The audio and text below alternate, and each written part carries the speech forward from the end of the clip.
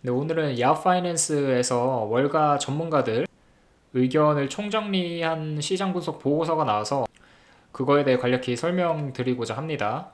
모건 스탠리, 골드만삭스, 톰리 유명한 투자자들 의견 한 번씩 들어보시고 참고하시면 될 것 같아요. 우선 이런 순서로 구성이 되어 있고요.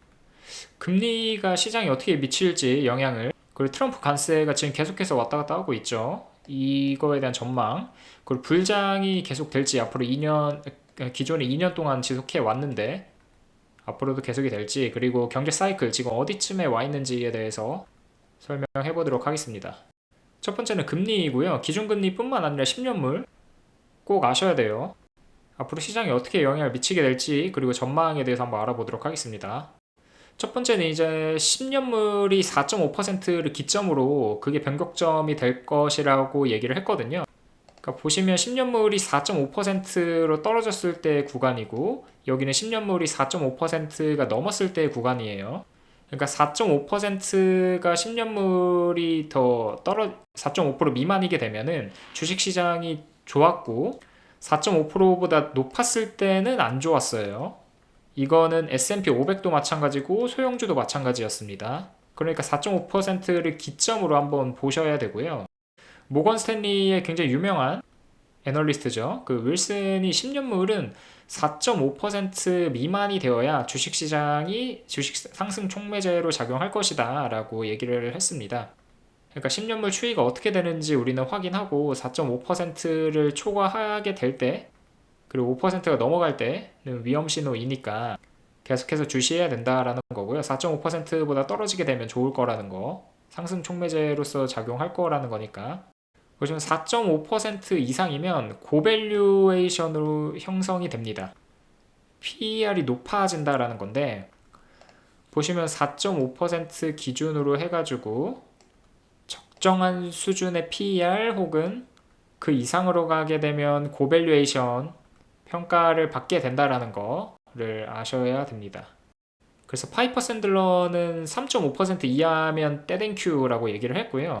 주가 성장은 계속해서 이뤄질 거라고 예상을 했습니다.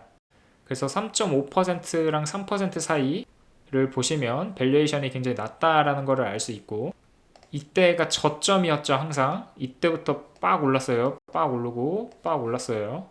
왜냐면 PER이 저점이었으니까. 그래서 이 부분에 유념해서 보셔야 됩니다. 저점이 언제인지. 그리고 5%를 넘기면 재앙이 온다고 합니다. 2007년 기억나시죠? 그때 뭐 안 태어나셨어도 시장이 어땠는지는 다들 알고 계실 텐데, 경기 침체로 갈 수도 있다라는 거예요. 5%를 넘기면. 근데 우리가 그 23년 최고점이었을 때 4.98까지 갔었거든요. 그러다가 떨어지고 뭐 오르고 반복하다가 지금은 한 4.3% 정도 나오고 있는데, 5% 넘어가면 진짜 주의하셔야 된다라는 거. 그런데 07년도랑 다른 점은 그때는 안정적인 금융 시스템이 부재했고요. 근데 지금은 그때 이후로 이제 보완이 많이 됐으니까 시스템 안정화가 이뤄졌고, 다만 안 좋은 점은 연준의 부채 수준이 상당히 높다라는 점이 있습니다. 지금 연준 부채 수준이 상당하죠. 아무튼 이런 나쁜 점도 있지만 그때와 다른 점도 있다라는 거. 근데 금리 인하기 역사적으로 보면요, 항상 이렇게 떨어져 왔거든요. 점진적으로 뭐 확 떨어지진 않더라도 10년물이 이렇게 점진적으로 떨어져 왔습니다. 3개월까지 해가지고 첫 번째 금리 인하기부터. 근데 이번에만 예외적으로 이렇게 우상향하고 있거든요. 기존 추세에 반하는 움직임을 보이고 있는데, 결국 그것도 떨어질 것이고, 지금 아이쉐어즈, 그 블랙록에서 운영하는 ETF 브랜드죠. 그 아이쉐어즈 미국 투자 대표가 지금으로서는 가치주를 담을 때다라고 얘기를 했습니다.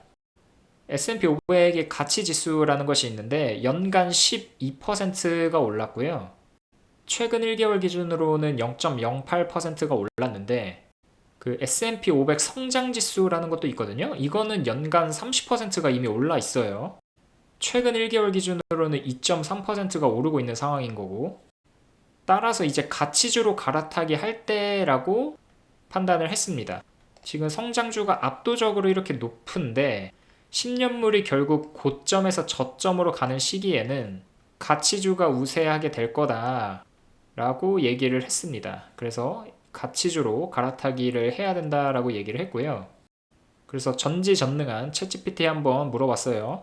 미국 주식 중에 가치주가 뭐가 있을지. 그래서 시티그룹, 퍼스트솔라, 오라클, 존앤존스, 쉐브론 이렇게 얘기를 했는데, 뭐 시티그룹 같은 경우는 지금 금융주가 전반적으로 다 이제 가치주잖아요. 그래서 이것도 맞고, 퍼스트솔라는 그 지금 트럼프 정권 하에서 태양광이 그 친환경 중에서 풍력은 아예 개박살이 날 건데, 또 태양광은 괜찮을 거라는 전망이 많거든요. 근데 공교롭게도 챗GPT에서도 가치주 중에서 하필이면 또 어떻게 포스트솔라를 딱 뽑았어요. 그 오라클은 그 AI 모멘텀을 받고 있는 주식이죠. 존슨앤존슨은 헬스케어, 쉐보론은 또 트럼프 수혜주예요. 화학에너지. 그래서 지금 가치주 중에서도 트럼프 정권의 수혜가 되는 섹터들이 또 겹쳐 있거든요. 공교롭게. 그러니까 시티그룹, 금융, 그 파이낸스 분야가 이제 정책 완화, 규제 완화가 되면서 금융 섹터가 좋을 거고, 태양광도 친환경 중에서 살아남을 거고, AI 지금 그 스타게이트의 역대급 투자를 감행하고 있죠. 헬스케어는 오히려 안 좋은데, 쉐브론은 또 대표적이죠. 트럼프 수혜주. 그러니까 이 5개 중에 4개가 무려 가치주이면서 트럼프 정책 정권의 수혜받는 섹터들이었다라는 거 참 신기했습니다.